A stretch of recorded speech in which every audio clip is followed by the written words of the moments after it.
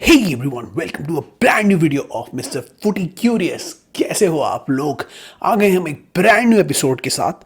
आज के एपिसोड में हम बात करने वाले हैं मैचेस की और न्यूज़ की। तो चलो क्विकली स्टार्ट करते हैं और बात करते हैं बहुत सारी चीज़ों की। लेट्स गो।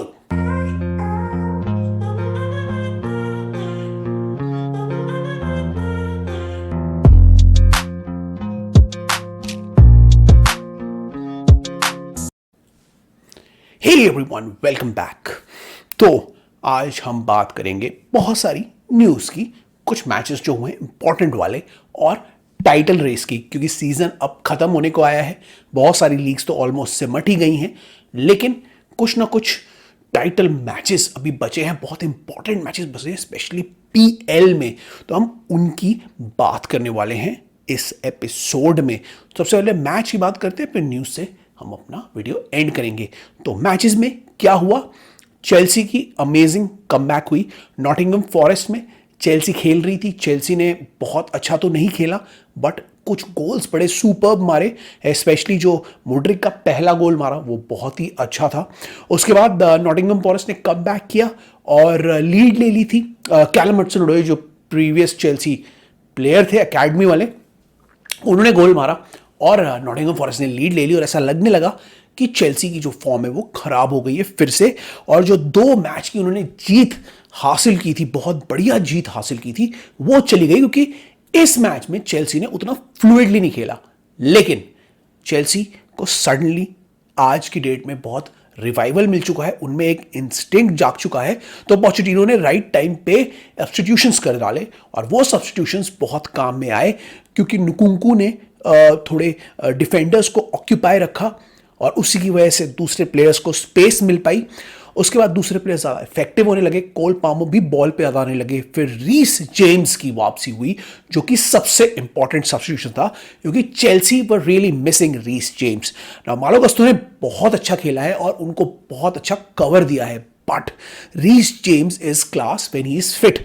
और इस बार वो आए हैं सर्जरी करा के, तो होपफुली इस बार वो फिट रहेंगे और चेल्सी के लिए बहुत अच्छा खेलेंगे। तो उन्होंने आते ही कमाल कर दिया, उनके आने से इतना फर्क पड़ा। पहले तो रहीम स्टर्लिंग की सब्स्टिट्यूशन हुई, क्योंकि नुकुंकू ने बहुत लोगों को ऑक्यूपाई कर रखा था। रहीम स्टर्लिंग ने आके गोल मार दिया और चेल्सी को वापस लाया मैच में। उसके बाद काइसेडो की जो पास थी रीस जेम्स को, और रीस जेम्स का जो भागना था ऑन द राइट, और जैक्सन को परफेक्ट अपॉर्चुनिटी देना था, परफेक्ट क्रॉस की उन्होंने, जिससे जैक्सन ने हेडर मार के गोल पे कन्वर्ट कर दिया और चेल्सी ने कमबैक विक्ट्री करी, जो एक टाइम पे पॉसिबल नहीं लग रही थी।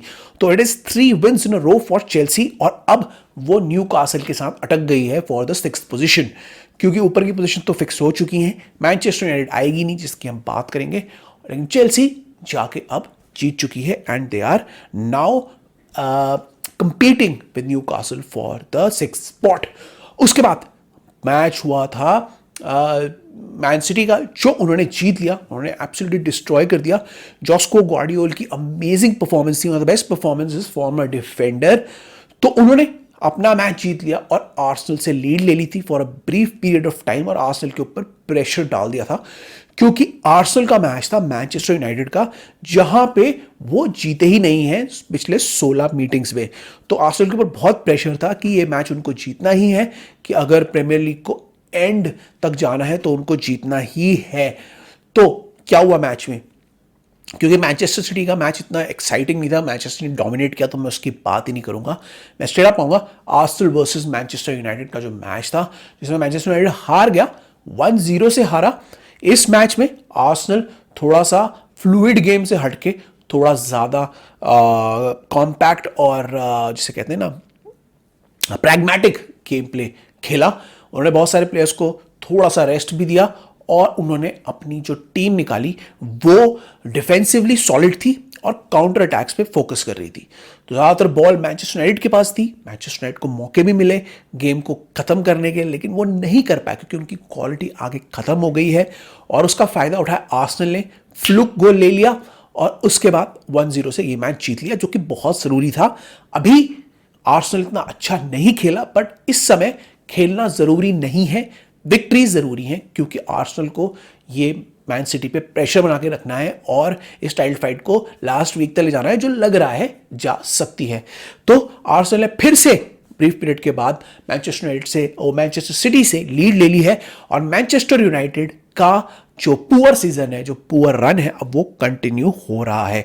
किसी ने एक्सपेक्ट नहीं किया था मैनचेस्टर यूनाइटेड जीतेगी, बट हमने ये एक्सपेक्ट किया था कि 16 मैचेस में आर्सेनल ने वहां जीत हासिल नहीं की है और मैनचेस्टर यूनाइटेड हो सकता है ये मैच ड्रॉ कर दे, जिससे दोनों को इफेक्ट पड़ता।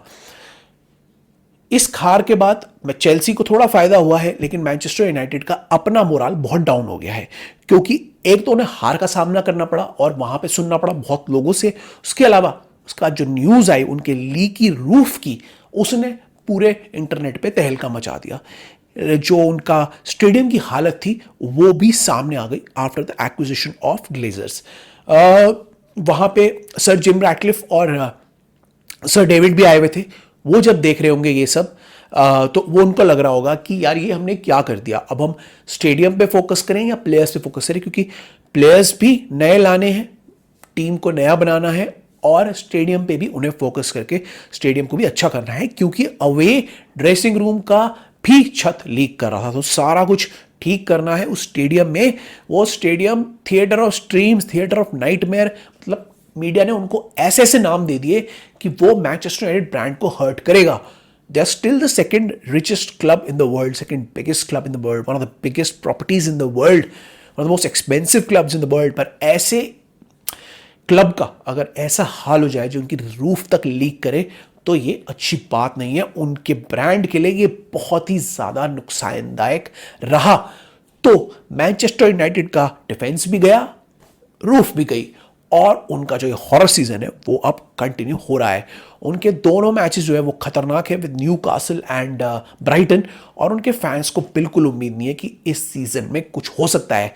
दे आर होपिंग कि नया सीजन आए, उसके बाद sir Jim Ratcliffe, Omar Berrada, David Brailsford, सब लोग आके एक नई मैनेजमेंट टीम बनाए and they start working on the team as well as the stadium. तो देखते हैं क्या होगा। मैनचेस्टर यूनाइटेड का जो नया सपना है, नई टीम है, वो तो अच्छी लग रही है। क्या मैनचेस्टर यूनाइटेड नेक्स्ट सीजन में और आने वाले सीजन्स में अपना स्टेडियम भी ठीक कर पाएगी, टीम ठीक कर पाएगी और अपने क्लब का पूरा ध्यान रख पाएगी, ये तो देखना बाकी है। लेकिन अभी के लिए मैनचेस्टर यूनाइटेड की हालत बहुत खराब है और आए के 2 मैचेस में भी मेरे को कोई होप नहीं लग रहा मैनचेस्टर यूनाइटेड के लिए। तो ये तो हो गई मैनचेस्टर यूनाइटेड आर्सेनल की बात। अब हम बात कर लेते हैं जो अभी वाला मैच है, टाइटल डिसाइडर है, आज ही है, एक तरीके का टाइटल डिसाइडर है। मतलब आज अगर मैन सिटी हार गई तो आर्सेनल लिटरली अपना कदम टाइटल पे रख सकती है, लेकिन अगर आज मैन सिटी जीत गई तो फिर से मैन सिटी लीड लेके आर्सेनल पे लास्ट डे पे प्रेशर डाल सकती है। तो दोनों तरीके से ये मैच इंपॉर्टेंट है for Arsenal and everyone is looking forward to this match, क्योंकि अगर इस मैच में सिटी जीत गई तो सिटी अपने आप को भी कंटेंशन में रखेगी, प्लस एस्टन विला की टॉप 4 पोजीशन भी सॉलिड कर देगी। तो एस्टन विला फैंस और सिटी फैंस अभी के लिए, और आर्सेनल के फैंस जो हैं वो टॉटनम फैंस बने हुए हैं, क्योंकि they want Tottenham to win, ताकि आर्सेनल अपना मैच जीत के पहली बार 19 साल में पीएल की ट्रॉफी जीत जाए। तो बड़ा ही एक्साइटिंग मैच होने वाला है। ओवरऑल अगर मैं मैच की बात करूं तो I expect City to win. क्यों? क्योंकि City Tottenham open style football खेलती है जो सिटी को सूट करता है, और सिटी ये मैच उनके स्पेसेस को यूटिलाइज करके जीत सकती है। और इस समय सिटी जो है बहुत फोकस्ड है, they want to win. Although वो पिछले 3-4 मैच नहीं जीती है वहाँ से, लेकिन वो सिटी है, City will find a way to win. And Postecoglou उतना प्रैग्मेटिक फुटबॉल नहीं खेलते हैं, आई थिंक, इसीलिए City might win this fixture. होने को तो कुछ भी हो सकता है, टॉटनम भी जीत सकती है, but I will give a slight edge to City. 70% City, 30% Tottenham. देखते हैं क्या होगा। बहुत ही इंपॉर्टेंट मैच आज होने वाला है। कल या परसों इसके वीडियो में बात करेंगे और भी चीज़ बात करेंगे। अब यहाँ से हम शिफ्ट होते हैं और बात करते हैं न्यूज़ की। बहुत सारी न्यूज़ भी आई है, बहुत सारे प्लेयर्स को लेकर भी न्यूज़ आई है। तो पहले स्टार्ट करते हैं चेल्सी की, क्योंकि मैक्सिमम न्यूज़ चेल्सी की आ रही है अभी कि Chelsea are looking for a striker, a left back and a center back, which is surprising, क्योंकि ऑलरेडी उनके पास 2 लेफ्ट बैक्स हैं, उनके पास 2 सेंटर बैक्स भी हैं। हाँ, स्ट्राइकर में कह सकते हो उनको थोड़ी कमी है, बट ये खबर आना थोड़ा सा स्ट्रेंज है, क्योंकि किस टाइप के प्लेयर्स के लिए वो जा सकते हैं। उन्होंने बहुत सारे प्लेयर्स के एजेंट से अपेरेंटली कांटेक्ट किया है। एक लिस्ट आई थी सोशल मीडिया में जिसमें ओसिमन है, सेस्को है, लॉट ऑफ प्लेयर्स जिसके लिए उन्होंने बात करी है। एथन्यूरी है और आपके डिफेंडर्स में दियामांडे है। Lot of players that Chelsea are looking for and let's see वो कितने प्लेयर्स फाइंड करवाते हैं। एस्तेबाओ विलियन का भी ऑलमोस्ट डील फाइनल होने वाली है जिसमें 55 मिलियन दे रहे हैं वो एक ब्राजीलियन टैलेंट के लिए, which will be the highest any team has ever paid for a Brazilian league footballer.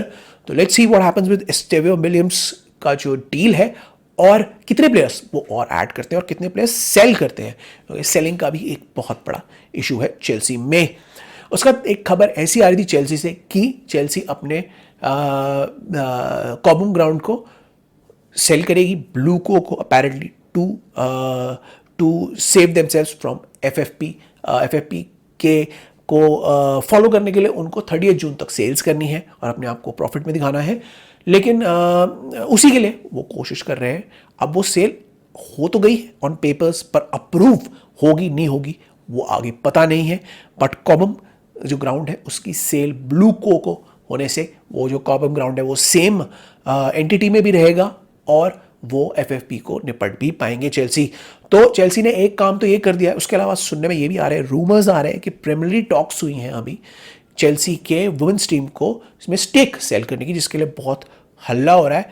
But usually ये model I think Olympique Lyon ने भी किया है, जहाँ पे उन्होंने टीम अपनी बेची है किसी बिजनेसमैन को जो लेडी बिजनेसमैन है और उसने वुमेन्स के गेम पे बहुत वर्क किया है और ओलंपिक लियोन बहुत सारे मैचेस जीतती आई है। तो it is not a bad idea, क्योंकि वुमेन्स टीम जो है वो लॉस में चलती है, काफ़ी ईयर टू ईयर उनको लॉसेस होते हैं। तो अगर कोई इन्वेस्टर आता है वो 15-20% स्टेक ले लेता है उसमें और पैसा लगाता है, ब्रांड्स लाता है, तो मे बी चेल्सी की जो वुमेन्स टीम है वो प्रॉफिट में जा सकती है। So it is not a good thing, मतलब it's not a bad thing कि ये हो रहा है। हो गया तो कोई बात नहीं, अच्छा है। पूरा स्टेक सेल नहीं करना उन्हें, वो थोड़ा सा स्टेक देना चाहते हैं। So let's see what happens in women's team. और ये कॉबम ग्राउंड की जो सेल है ये आगे बढ़ती है नहीं बढ़ती है, but it will be interesting to see what happens in the summer. उसके अलावा मैनचेस्टर यूनाइटेड की भी बात चल रही है कि वो बहुत सारे प्लेयर्स को सेल करने वाले हैं। कैसेमीरो हो गए, उसमें मार्कस रैशफोर्ड भी हो सकते हैं, एंटनी हो सकते हैं, उसमें कैन बी रफायल वरान उसमें हो सकते हैं, जॉनी एवंस को भी हटा सकते हैं, हैरी मैगवायर को भी हटा सकते हैं। सो है क्या लेके आती है, क्या वो पहले स्टेडियम को ठीक करती है, क्योंकि अंडरस्टैंड दिस कि मैनचेस्टर यूनाइटेड का स्टेडियम भी खराब हालत में है। कैंटीन से लेके उनके टॉयलेट से लेके उनके अंदर पूरा स्टेडियम की हालत बहुत ख़राब है और प्लेयर्स भी उनको बहुत सारे चाहिए। तो किन किन को वो सेल करेगी, किन किन को लेके आएगी और किस किस टाइप के प्लेयर्स को वो इंट्रोड्यूस कर सकती है, वो ज़रूर देखना है। बहुत ही मज़ा आएगा। मैनचेस्टर यूनाइटेड का बहुत ही बिजी टाइम रहेगा उमार बराडा के लिए और उनके जो डायरेक्टर आ रहे हैं उनके लिए बहुत ही इंटरेस्टिंग और बहुत ही चैलेंजिंग टाइम अभी आने वाला है। उसके अलावा बायर्न म्यूनिख से खबर आ रही है कि उनको मैनेजर नहीं मिल रहा। तो उनको क्योंकि मैनेजर नहीं मिल रहा, वो सोच रहे हैं कि why not reinstate Thomas Tuchel, जिनको उसने जाने के लिए बोला था। तो maybe now there is a possibility कि थॉमस टुकल बायर्न रुकी जाए और एक बारी और compete करे और बायर्न उनको पूरी सपोर्ट करे आगे टाइटल्स जीतने में, क्योंकि बायर लेवरकुसेन जिस फॉर्म में चल रही है। Bye the way Bayer Leverkusen को 3 मैचेस और चाहिए पूरा इनविंसिबल सीजन के लिए। एक मैच लीग में जीत गए तो इनविंसिबल हो जाएंगे, 2 फाइनल्स जीत गए तो वो ये भी जीत जाएंगे, दूसरे टूर्नामेंट्स भी जीत जाएंगे। So they will win a treble, they will be invincible, तो उनके लिए परफेक्ट सीजन हो जाएगा। तो देखते हैं बायर्न अब नेक्स्ट सीजन कैसे compete करेगी। क्या थॉमस टुचल रुक जाएंगे बायर्न में? और बड़ा ही स्ट्रेंज होगा ये, क्योंकि बायर्न को सरप्राइजिंगली कोई मैनेजर नहीं मिल रहा है, because they were looking for managers like चाबी अलोंसो जो लेवरकुसेन में रुक रहे हैं, रूबन एमरिन जो अभी अपनी टीम में रुक रहे हैं। और तो वो देख रहे थे बड़े बड़े मैनेजर्स को, but they are not leaving. तो उनके लिए भी अब कनाउंडम बन गया है। तो मे बी थॉमस टुकल रुक जाएंगे और क्या पता अगले सीजन में अच्छा कर देंगे। तो it is a good news for Bayern fraternity, क्योंकि उनका मैनेजर नहीं जाएगा। Let's see what happens in this situation. उसके अलावा बार्सिलोना जो है, बार्सिलोना को अब compete करने के लिए अब अपेरेंटली कुछ प्लेयर्स लूज करने पड़ेंगे। विक्टर रॉके की बात चल रही है, जो एक ब्राजीलियन टैलेंट है जो लेके आए थे। अब अपेरेंटली उन्होंने विक्टर रॉके को साइडलाइन कर दिया है और उनको बेचने की बात चल रही है। खबर ऐसे आ रही है कि विक्टर रॉके नेक्स्ट ईयर ही, इसी सीज़न में, मतलब आने वाले सीज़न में ही, नेक्स्ट सीज़न में ही किसी और टीम में चले जाएंगे, या फिर वो वहाँ से शिफ्ट होके या फिर लोन पे कहीं बाहर चले जाएंगे। Very strange for a player was very talented, you expected to do well in Barcelona, but क्योंकि बार्सिलोना के पास और भी बहुत सारे यंगस्टर्स हैं जो अच्छा कर सकते हैं, इसीलिए वो डाउन हो गए। सरप्राइजिंग, अगर आपने नोटिस किया हो कि ब्राज़ील से जो यंगस्टर्स आते हैं स्पेशली ला लीगा में, वो काफ़ी अच्छे निकलते हैं। और विक्टर रॉके का बहुत नाम आ रहा था कि suppose to be a very good player, और बारसा ने उनको बहुत कोशिश की, चेल्सी उनको लेने वाली थी, लेकिन बारसा ने इवेंचुअली उनको ले लिया। बट क्योंकि अब बारसा उनको निकालना चाह रही है, they might be some issues with Victor Roque, we don't know. But strange कि जो प्लेयर वो अभी लेके आए थे, उन्होंने अभी से ही उसको निकालने का प्लान बना लिया है। तो let's see what happens with Victor Roque. By the way, अभी तक अपेरेंटली एम्बापे की सिचुएशन क्लियर तो है, सब जानते हैं कि वो रियल मैड्रिड जाएंगे, बट स्टिल अभी तक कोई अनाउंसमेंट नहीं हुई है। मे बी इस सीजन का जब एंड होगा तब अनाउंसमेंट होगी। लीग का फाइनल बाकी है, तो मे बी फाइनल्स के बाद ही ये अनाउंसमेंट हो सकती है। अभी आई थिंक अनाउंसमेंट से डिस्ट्रैक्शन हो जाएगा, तो इसलिए अनाउंसमेंट नहीं हो रही है, पर ऐसा लग ही रहा है कि एम्बापे वहीं जा सकते हैं और रियल मैड्रिड ही उनकी डेस्टिनेशन लग रही है। I think he will go to Real Madrid and Real Madrid will become a super team. By the way, Anthony ये आपके डेविस भी आ सकते हैं वहाँ पर, और ये आपके एंड्रिक तो आ ही रहे हैं। सो अमेजिंग टीम बनने वाली है real Madrid bye the way next season. मतलब जो लाइनअप होगी उनकी बहुत ही ज़बरदस्त होगी, अटैक डिफेंस कहीं भी ले लो आप, and they will be unplayable next season. तो let's see what happens with Mbappe situation, क्योंकि एम्बापे का भी अनाउंसमेंट तो हो गया था, बहुत हल्ला भी हुआ था, बट कुछ आगे निकल के नहीं आया है। तो लेट्स होप कि एम्बापे कहीं जाते हैं और रियल मैड्रिड ही जाते हैं, because everyone is expecting him to go there. उसके अलावा आर्सेनल की बात आ रही है। आर्सेनल बहुत सारे प्लेयर्स को देख रहा है, they are looking for a midfielder next season, they might let go of a few players and they are looking for a striker as well. So Ivan Toney की डिमांड भी बहुत आने वाली है, उनकी भी बहुत नाम आ रहा है। Ollie Watkins I don't think so जाएंगे, बट ऑली वॉटकिंस का भी नाम है। विक्टर ग्वेक्रेस का भी नाम बहुत आ रहा है, ग्वेक्रेस भी कई जगह आ सकते हैं। Chelsea are interested in Victor Gyokeres, और उसके अलावा बेंजामिन सेस्को से लेके गुएरासी से लेके बहुत सारे स्ट्राइकर्स के नाम आ रहे हैं जिनके लिए प्रीमियर लीग क्लब्स जा सकते हैं और जो प्रीमियर लीग क्लब्स में धूम मचा सकते हैं। Omari Hutchinson by the way वापस आ गए हैं and he is also expected to be in Chelsea squad, और उनका भी फ्यूचर अभी होगा जज। Still there is doubt on Pochettino and Ten Hag, उनका क्या होता है वहाँ भी हमें देखना पड़ेगा, वो भी अभी नज़र रखेंगे। I think after this is over उसके बाद दोनों का रिव्यू होगा। मेरे को ऐसा लग रहा है पोचेटिनो रहेंगे and I think ten Hag will go, क्योंकि इनियोस के दिमाग में और मैनेजर्स भी हैं। Graham Potter is available, Tuchel is available, there are managers who are available that they can go for. They also like Sir Gareth Southgate as well. So let's see what happens in this situation. but बहुत ही interesting ये situations बनने वाली हैं। अब तो season तो वैसे ही ख़त्म होने वाला है, तो इसके बाद तो मोस्टली सारे ट्रांसफ़र न्यूज़ ही आएगी और अलग अलग टाइप की न्यूज़ ही आएगी। तो देखेंगे, न्यूज़ के ही वीडियोस बनाएंगे और इसी बीच में हमें मौका मिलेगा और वीडियोस बनाने में। बाय द वे, हम शॉर्ट्स भी डाल रहे हैं, do check out shorts and reels. Shorts आपके यूट्यूब में रहेंगे जिसमें हम बात करेंगे अलग अलग चीज़ों की, और रील्स के माध्यम से आपका इंस्टा में आएगा। So do check them out. हर एक दो दिन के बाद हम शॉर्ट्स और रील्स डालेंगे and do check them out. उसके अलावा अब हमें मौका मिलेगा अपने दूसरे वीडियोस बनाने का भी और लाइव स्ट्रीम्स करने का भी।